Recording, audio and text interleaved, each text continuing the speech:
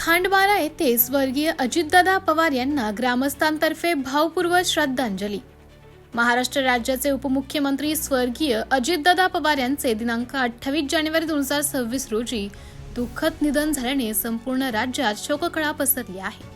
त्यांच्या निधनाची बातमी समजताच खांडबारा परिसरातही शोकाचं वातावरण निर्माण झालं।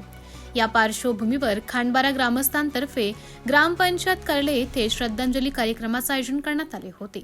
ग्रामपंचायत कार्यालयाच्या सभागृहात स्वर्गीय अजितदादा पवार यांच्या प्रतिमेस पुष्पहार अर्पण करून उपस्थितांनी 2 मिनिटांचं मौन पाळत त्यांना भावपूर्वक श्रद्धांजली वाहिली। यावेळी खांडबारा ग्रामस्थ मोठ्या संख्येने उपस्थित होते।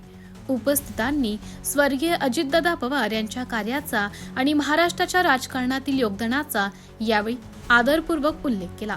ते कणखर नेतृत्व, प्रशासकीय अनुभव आणि जनतेशी थेट नाळ जोडणारे नेते म्हणून ओळखले जात होते, असं मत अनेकांनी व्यक्त केले।